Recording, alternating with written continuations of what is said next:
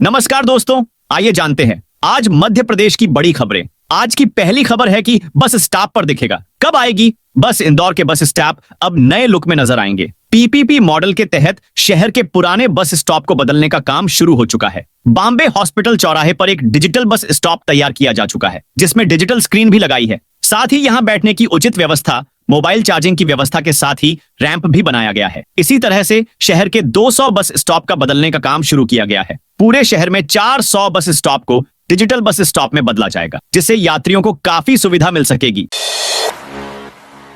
राजधानी में 1 अप्रैल से प्रॉपर्टी खरीदना होगा महंगा। राजधानी भोपाल में 1 अप्रैल से प्रॉपर्टी खरीदना महंगा हो जाएगा। कुल 1283 लोकेशन पर कलेक्टर गाइडलाइन एवरेज 14% तक बढ़ाई जा रही है। विरोध और दावे आपत्ति के बाद प्रस्तावित गाइडलाइन में थोड़ा बहुत ही बदलाव किया गया है। गुरुवार शाम को भोपाल समेत 12 जिलों के पिछले 5 साल के आंकड़े दिखाकर गाइडलाइन फाइनल कर दी गई। संबल योजना में सीएम आज ट्रांसफर करेंगे 5 करोड़। मुख्यमंत्री मोहन यादव आज संबल योजना के 23,162 श्रमिक परिवारों को 505 करोड़ रुपए की राशि ट्रांसफर करेंगे। यह राशि मुख्यमंत्री यादव हितग्राहियों के खातों में सिंगल क्लिक के माध्यम से भेजेंगे। मंत्रालय में होने वाले इस कार्यक्रम के दौरान श्रम मंत्री प्रहलाद सिंह पटेल एवं प्रदेश के अलग अलग स्थानों पर मंत्री एवं स्थानीय जनप्रतिनिधि भी मौजूद रहेंगे। 1 अप्रैल से एमपी के किसानों को मिलेगी नई सुविधा। मध्य प्रदेश कृषि विपणन मंडी बोर्ड 1 अप्रैल से प्रदेश की सभी 259 मंडियों का ई मंडी योजना विस्तार करेगी। मंडी बोर्ड प्रबंध संचालक कुमार पुरुषोत्तम ने बताया कि इससे किसान मंडी आने से पहले ही अपनी प्रवेश पर्ची मोबाइल से बना सकते हैं। ई मंडी योजना एंड्रॉइड एवं वेब एप्लीकेशन आधारित है। इसे किसान एंड्रॉइड मोबाइल पर निःशुल्क डाउनलोड कर सकते हैं। ई मंडी की शुरुआत के बाद किसानों को अब मंडी में अपनी उपज बेचने के लिए व्यापारियों के पास जाने की आवश्यकता नहीं होगी। वे घर बैठे ही अपने अनाज का विक्रय कर सकेंगे। इससे उन्हें तुलाई के लिए घंटों इंतजार भी नहीं करना पड़ेगा। इसके अलावा किसान अपनी उपज का रिकॉर्ड रियल टाइम में ऑनलाइन देख सकेंगे और पूरा लेन देन ट्रैक कर सकेंगे।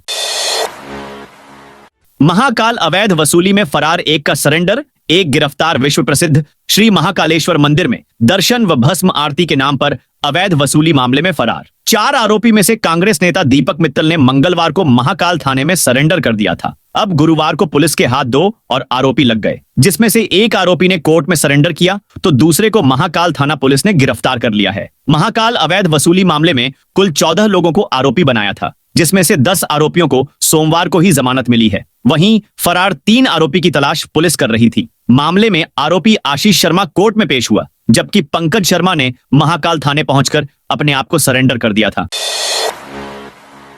1 अप्रैल से टोल पर नई दरें लागू। हाईवे पर चलना अब और महंगा होगा। इंदौर देवास बाईपास और मांगलिया सहित अन्य टोल पर नई दरें 1 अप्रैल से लागू हो जाएंगी। मालूम हो, इससे पहले एबी रोड पर मांगलिया और इंदौर देवास बाईपास पर टोल दरें 29 जनवरी को बढ़ी थी। 3 महीने में दूसरी बार टोल बढ़ाया गया है। बाईपास के टोल से गुजरने पर अब कारों को 100 रुपए चुकाना होंगे। 29 जनवरी तक कारों के लिए टोल दरें 65 रुपए थी। इसमें अब 35 रुपए का इजाफा हो गया है। इसी तरह टैक्सी, मिनी बस और अन्य हल्के माल वाहनों के लिए भी 105 रुपए का टोल जनवरी में देना होता था, जो बढ़कर 160 रुपए हो गया है। इसके अलावा 225 रुपए का रेट बस और ट्रक के लिए था, जो बढ़कर 340 रुपए हो गया है। इसमें भी 2 बार वृद्धि हो चुकी है।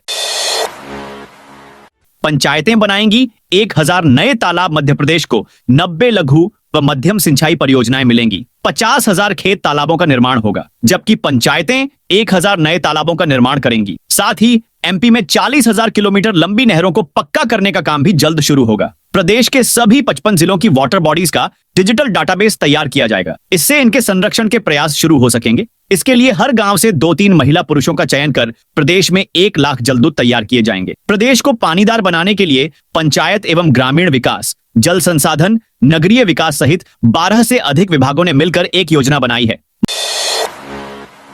मध्य प्रदेश में 5वीं और 8वीं बोर्ड के परिणाम घोषित। मध्य प्रदेश में स्कूल शिक्षा विभाग द्वारा आयोजित कक्षा 5वीं और 8वीं की बोर्ड पैटर्न परीक्षाओं के परिणाम शुक्रवार दोपहर 1 बजे जारी कर दिए गए। राज्य शिक्षा केंद्र संचालक हरजिंदर सिंह ने परीक्षा पोर्टल पर रिजल्ट बटन दबाकर परीक्षाओं के परिणाम घोषित किए। उन्होंने बताया कि प्रदेश में इस वर्ष कक्षा 5वीं का परीक्षा परिणाम 92.70% रहा, जो पिछले वर्ष के 90.97% से बेहतर है। तरह कक्षा 8वीं का परीक्षा परिणाम 90.02% रहा, जो पिछले वर्ष के 87.71% की तुलना में अधिक है। एमपी की 3 छात्राएं पीएम मोदी के सामने स्पीच देंगी। मध्य प्रदेश की 3 होनहार लड़कियां संसद के सेंट्रल हॉल में पीएम मोदी के सामने स्पीच देंगी। इनका चयन विधानसभा के मानसरोवर सभागार में विकसित भारत थीम पर आयोजित 2 दिवसीय राज्य स्तरीय युवा संसद में हुआ है। इनमें इंदौर से सजल जैन, भिंड से यति सिंह सिसोदिया और राशिद त्रिपाठी शामिल हैं। वहीं 3 प्रतिभागियों शिवपुरी से मनीष शर्मा, देवास से भूमिका शर्मा, शहडोल से ओम तिवारी को सांत्वना पुरस्कार मिला है। प्रतियोगिता में प्रदेश के 200 युवा शामिल थे। जबलपुर में दवा दुकानों पर कार्रवाई। जबलपुर में खाद्य एवं औषधि प्रशासन ने बड़ी कार्रवाई की है। कलेक्टर दीपक सक्सेना के निर्देश पर औषधि निरीक्षकों की टीम ने जिले में दवा दुकानों की जांच की। इस दौरान कई दुकानों में नियमों का उल्लंघन पाया गया। निरीक्षकों ने खांसी सिरप, दर्द निवारक जेल और पैरासिटामोल सिरप के नमूने लिए। इन्हें जांच के लिए भोपाल स्थित राज्य परीक्षण लैब भेजा गया है। सोनी रेलवे स्टेशन का नाम दंदरौआ धाम करने की मांग। मध्य प्रदेश के पूर्व मुख्यमंत्री और राज्यसभा सांसद दिग्विजय सिंह ने गुरुवार शाम केंद्रीय रेल मंत्री अश्विनी वैष्णव को पत्र लिखकर भिंड जिले के सोनी रेलवे स्टेशन का नाम बदलने की मांग की है। उन्होंने सुझाव दिया कि इस स्टेशन का नाम श्री दंदरौआ धाम रेलवे स्टेशन किया जाए ताकि धार्मिक पर्यटन को बढ़ावा मिले और क्षेत्रीय विकास को गति मिले। छुट्टी के दिन भी खुलेंगे बिजली बिल भुगतान केंद्र। मध्य क्षेत्र विद्युत वितरण कंपनी के बिजली बिल भुगतान केंद्र 29 मार्च, 30 मार्च और 31 मार्च ईद उल फितर के दिन भी खुले रहेंगे। इसके निर्देश जारी हो गए हैं। कंपनी ने घरेलू उपभोक्ताओं को ऑनलाइन भुगतान करने पर बकाया बिल पर 0.5% छूट देने की घोषणा की है। इस छूट की अधिकतम सीमा तय नहीं की है। उच्च दाब उपभोक्ताओं को प्रति बिल कैशलेस भुगतान पर 100 से 1000 रुपए तक की छूट दी जा रही है। एमपी में 32 आईएएस को नई जिम्मेदारी। मध्य प्रदेश में आने वाले कुछ महीनों में एक बार फिर बड़ी प्रशासनिक सर्जरी होना तय है। इसमें करीब 32 आईएएस को सरकार नई जिम्मेदारी देने की तैयारी में है, तो प्रभार में टिके मंत्रालय के कई विभागों को स्वतंत्र अफसर भी मिलेंगे। सरकार ने इस फेरबदल में बीते 1 साल के दौरान एसीएस, पीएस, सचिव, संभागायुक्त व कलेक्टरों के कामों को आधार बनाने की योजना रखी है।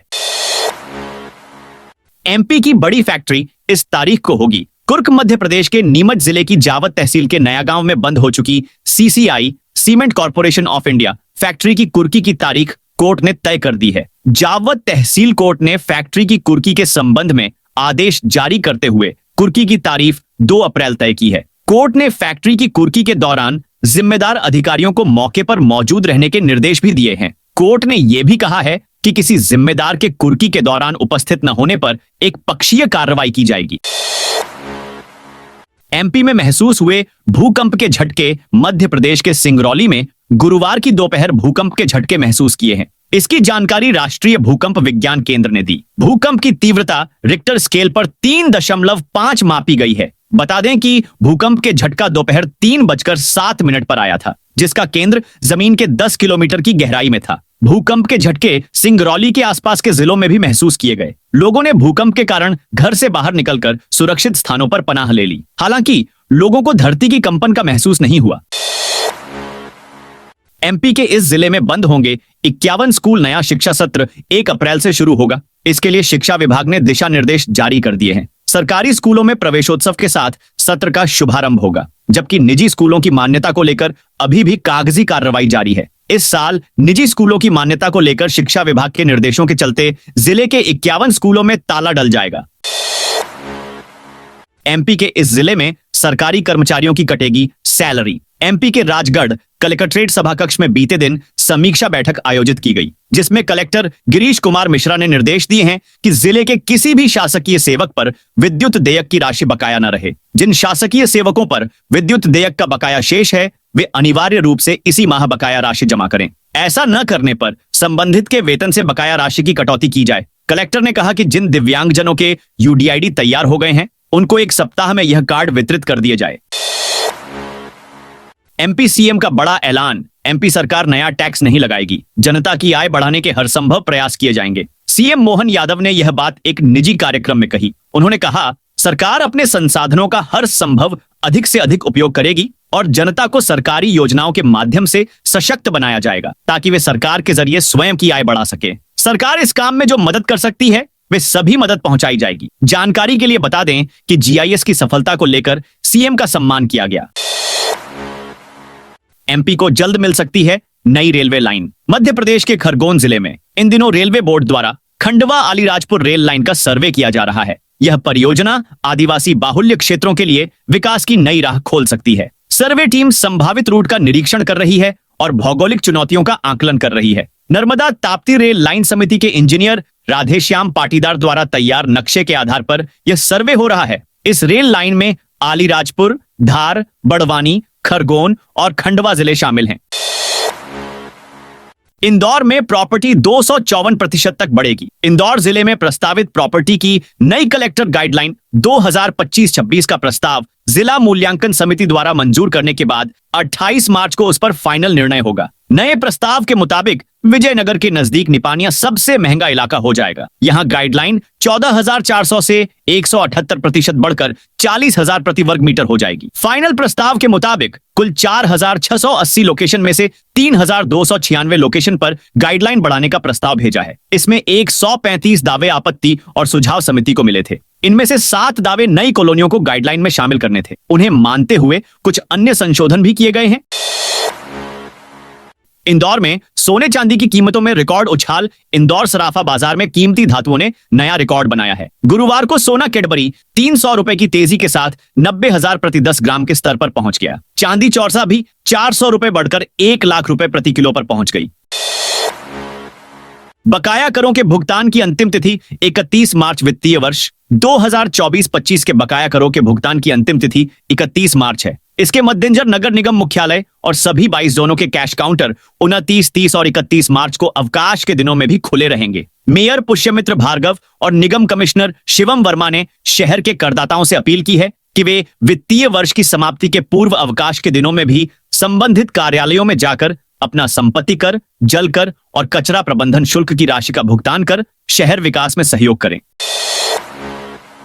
एमपी में पारा 41 डिग्री पार। मध्य प्रदेश में इन दिनों पारा 41 डिग्री के पार पहुंच गया है। छतरपुर के खजुराहो में सीजन में पहली बार गुरुवार को पारा 41.4 डिग्री दर्ज किया गया। वहीं ग्वालियर और जबलपुर में 40 डिग्री के आसपास रहा। दमोह, गुना, शिवपुरी, सतना और सागर ऐसे शहर रहे जहां 40 डिग्री या इससे अधिक दर्ज किया गया। हालांकि अगले 2 से 3 दिन तक पारे में मामूली गिरावट हो सकती है। मौसम विभाग के अनुसार पश्चिम और दक्षिण पश्चिम से आ रही गर्म हवाओं की वजह से पिछले 3 दिन से तापमान में खासी बढ़ोतरी हुई है। निवाड़ी का पृथ्वीपुर और छतरपुर का खजुराहो सबसे गर्म है। शुक्रवार से कुछ शहरों में पारे में मामूली गिरावट देखने को मिल सकती है, पर अप्रैल की शुरुआत में लू चल सकती है।